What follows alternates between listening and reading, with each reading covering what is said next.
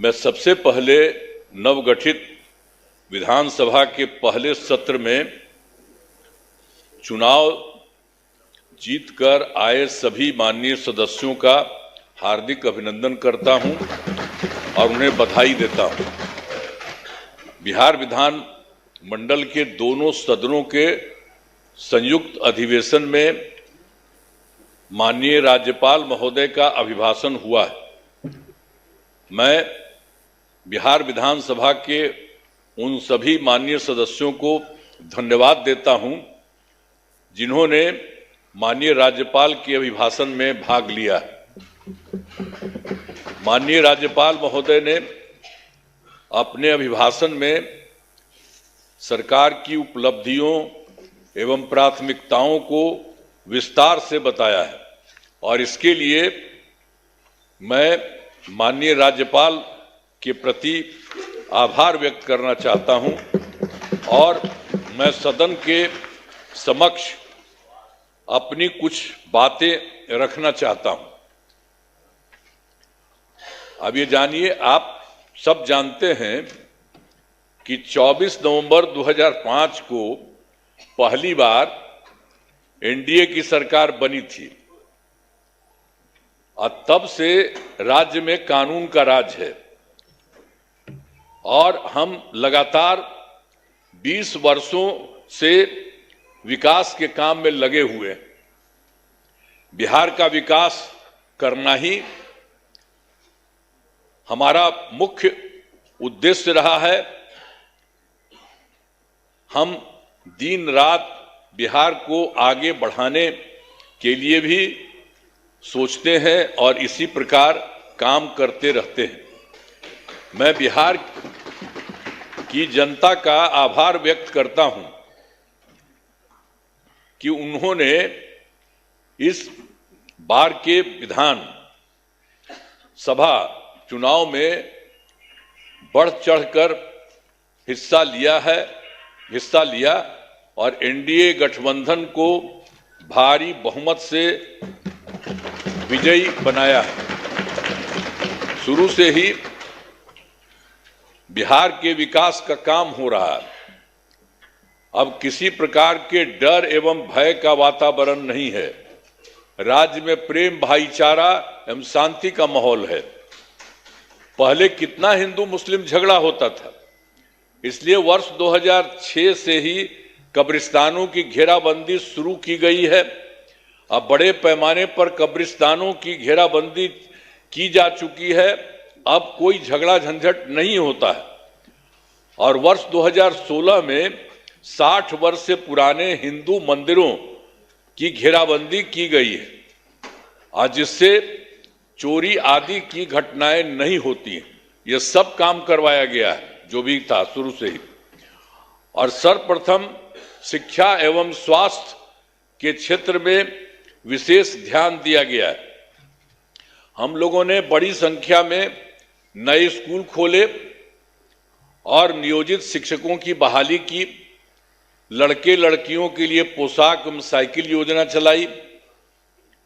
बिहार लोक सेवा आयोग द्वारा 2,58,000 सरकारी शिक्षकों की बहाली की गई है और वर्ष 2006 में 3,58,000 नियोजित शिक्षक बने थे, जिसमें से बिहार लोक सेवा आयोग द्वारा 28,976 1976 सरकारी शिक्षक बन गए।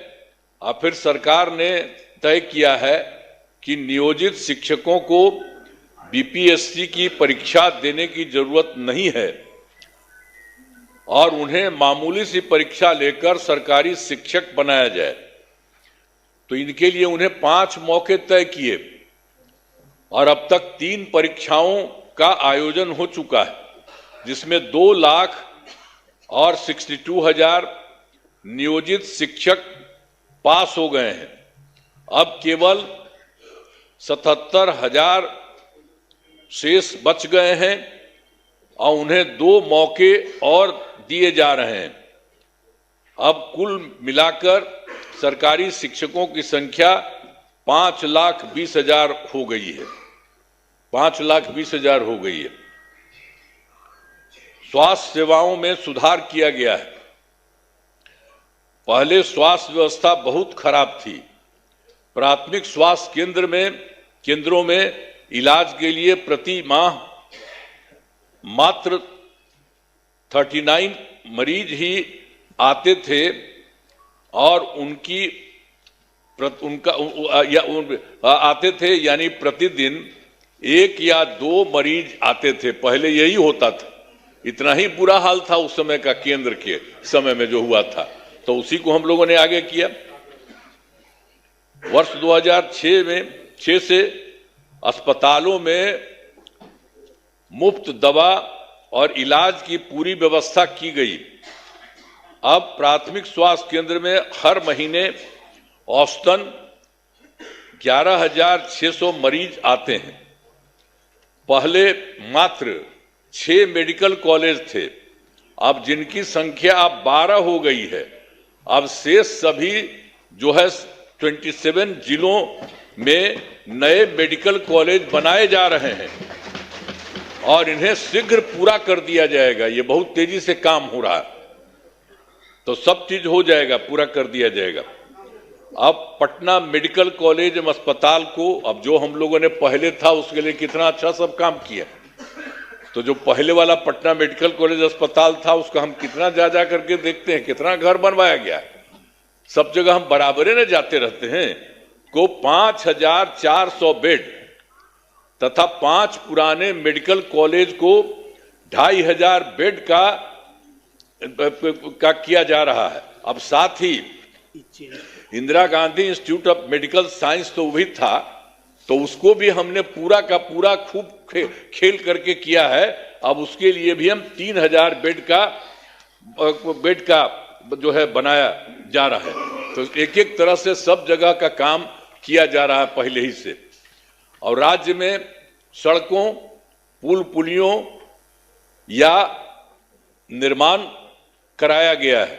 राज्य के सुदूर क्षेत्रों में 6 घंटे में पटना पहुंचने के लक्ष्य को वर्ष 2016 में पूरा कर लिया गया। जो हम लोग किए थे सड़क और पुल पुलिया, वो सब बनवाए थे, तो उसी में था जो दूर से पटना आने में हुआ था 6 घंटे में पटना पहुंचने के लक्ष्य को वर्ष 2016 में पूरा कर लिया गया। अब जो है राज्य में बड़ी संख्या में सड़कों और पुल पुलियों, रेल ओवर ब्रिज, बाईपास एवं एलिवेटेड रोड का निर्माण किया गया है, जिससे लगभग 5 घंटे में सबसे दूर वाले क्षेत्र से पटना पहुंचना संभव हो गया है। ये सब काम हो रहा है। इसे और बेहतर करने का प्रयास जारी है। इसके लिए 5 नए एक्सप्रेस वे सड़कों का निर्माण एवं प्रखंड मुख्यालयों को जोड़ने वाली सड़कों का 2 लेन चौड़ीकरण किया जाएगा। और उसके बाद वर्ष 2008 में कृषि रोड मैप बनाकर काम किया गया है। उसी समय शुरू हम लोगों ने काफी किया और आगे भी काफी चला है, जिससे कृषि के क्षेत्र में बहुत अच्छी प्रगति हुई है। अनाज, फल, सब्जी, दूध, अंडा, मांस और मछली उत्पादन काफी बढ़ गया है। अब मछली का उत्पादन 2.5 गुना से अधिक हो गया है और इससे मछली के उत्पादन में बिहार आत्मनिर्भर हो गया है और साथ ही किसानों की आय बढ़ी है। वर्तमान में चौथे कृषि रोड मैप जो हुआ वर्ष 24 से 2025, उसी को हम लोग करवा दिए। जो शुरू हुआ था 18 में, तो 12 तो शुरू था और उसके बाद और बढ़ाए 5, एक बार और 5 से ज्यादा बढ़ा और उसके बाद फिर बढ़ा दिए। तो इतना ज्यादा काम हो रहा है, इसलिए आप लोगों को सब चीज हम बता दे रहे हैं कि काफी काम हुआ है। तो हर तरह से सब जगह से हो रहा है पूरे तौर पर। अब जो कुछ भी हो रहा है इसके लिए हम लोग पूरा का पूरा काम हो रहा है। अब वर्तमान में चौथे कृषि रोड मैप वर्ष 2024 से 2019 जो हमने बता दिया उसका किए हैं के तहत योजनाओं पर तेजी से काम हो रहा है। और वर्ष 2015 में 7 निश्चय के तहत आर्थिक हल, युवाओं को बल, आरक्षित रोजगार, महिलाओं का अधिकार, तीसरा हर घर तक बिजली, और चौथा हर घर नल का जल, पांचवा हर घर शौचालय, छठा टोलों को पक्की सड़कों से जोड़ने, तथा सातवां अवसर बढ़े आगे बढ़े का काम किया गया है। और वर्ष 2018 में ही हर घर बिजली पहुंचा दी गई है। सरकार द्वारा शुरू से ही बहुत सस्ती दर पर बिजली दी गई है और अब जो है अब लगभग सभी घरेलू उपभोक्ताओं को बिजली मुफ्त दी जा रही है, अब कुछ नहीं है। और उसी के बाद सरकार की तरफ से उनका जो घर है उनके इच्छुक लोगों के घरों पर सोलर लगवाए जाएंगे सरकार की तरफ से, उनको बहुत फायदा होगा। ये सब काम किया जा रहा है। और वर्ष 2020 में 7 निश्चय 2 के तहत युवा शक्ति, बिहार की प्रगति, दूसरा है सशक्त महिला, सक्षम महिला, तीसरा है हर घेर तक सिंचाई का पानी, और चौथा है स्वच्छ गांव, समृद्ध गांव, सोलर स्ट्रीट लाइट, पांचवा है स्वच्छ शहर, विकसित शहर, और छठा है सुलभ ये संपर्कता, तथा सातवां है इसके लिए स्वास्थ्य सुविधा, टेलीमेडिसिन एवं बाल हृदय योजना।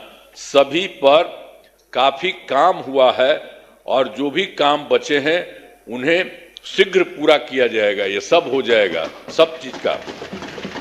और आप जानते ही हैं 2020 में और काम किए थे। 7 निश्चय 2 के तहत ही महिलाओं के लिए 10 लाख नौकरी और 10 लाख रोजगार देना शुरू किया। तो एक तो हो गया 10 लाख युवाओं को सरकारी नौकरी हो चुकी है, लेकिन जो हम लोग 10 लाख रोजगार की बात किए उसका तो एकदम सीधे धीरे बढ़ते बढ़ते अब 40 लाख लोगों को रोजगार दिया जा चुका है। तो आप सोचिए 10-10 बीसे न था, तब 10 और 40 होकर के 50 हो गया।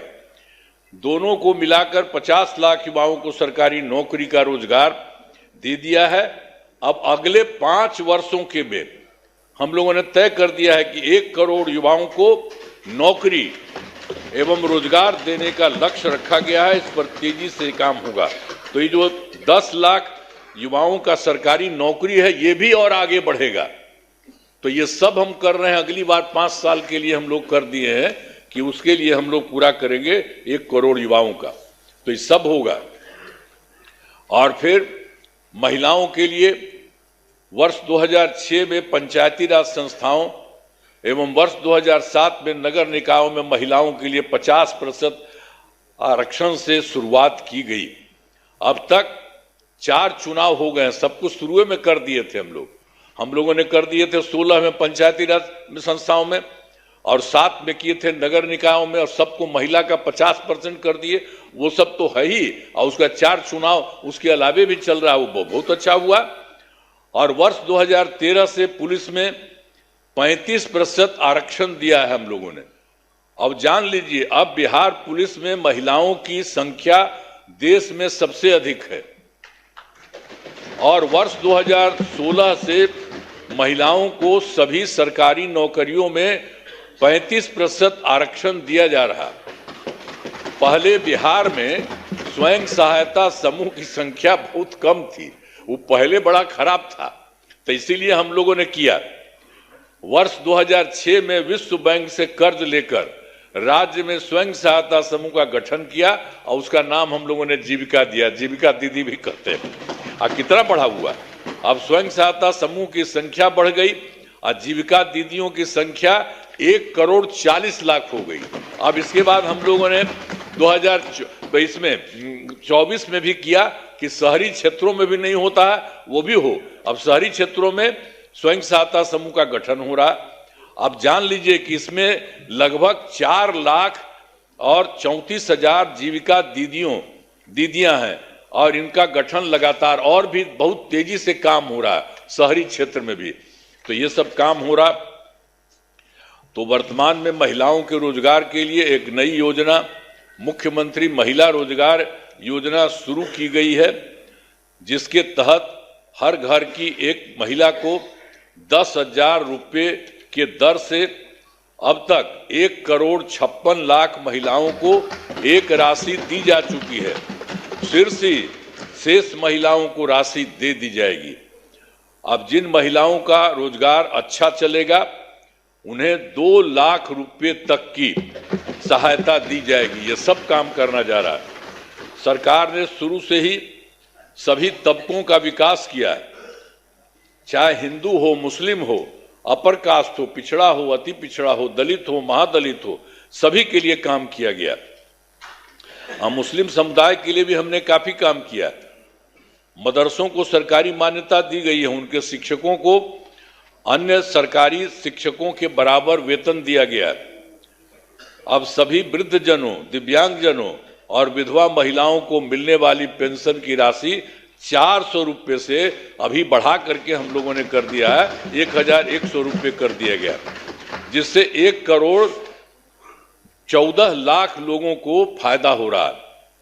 अब विकास कार्यों में जो कमी रह गई उसे पूरा करने के लिए वर्ष 2024 के दिसंबर एवं 2025 के सरकारी जनवरी फरवरी माह में हम जो गए थे, मैंने प्रगति यात्रा के दौरान सभी जिलों में जाकर विकास कार्यों को देखा और जो कमी रही उसे पूरा करने के लिए पूरे बिहार के लिए 430 नई योजनाओं की स्वीकृति दी गई है और हर जिले में जो कुछ भी है उसके लिए काम किया जा रहा है। सभी जिलों में इन योजनाओं पर काम शुरू हो चुका है। इन सभी कार्यों को शीघ्र पूरा करा लिया गया जाएगा। अब इसके अलावा बिहार के विकास में अब केंद्र सरकार ने भी कितना बड़ा सहयोग किया। बिहार के विकास में केंद्र सरकार का पूरा सहयोग मिल रहा है। जुलाई 2024 में 24 के बजट में बिहार को विशेष आर्थिक सहायता के रूप में सड़क, उद्योग, स्वास्थ्य, पर्यटन, बाढ़ नियंत्रण के लिए बड़ी राशि देने की घोषणा की गई है केंद्र सरकार के द्वारा जुलाई 2024 में। और फिर फरवरी 2025 के बजट में बिहार में मखाना बोर्ड, एयरपोर्ट की स्थापना, पश्चिमी कोसी नहर के लिए वित्तीय सहायता आदि की घोषणा की गई है। और फिर वर्ष 2018 में देश के कुछ राज्यों में खेलो इंडिया यूथ गेम्स का आयोजन हुआ था। अब इस वर्ष खेलो इंडिया यूथ गेम्स का आयोजन बिहार में हुआ है, जो गौरव की बात है। इन सब के लिए आदरणीय प्रधानमंत्री श्री नरेंद्र मोदी जी का हम नमन करते हैं। सब करिए ना नमन, एक बार हाथ उठा के बढ़ाइए।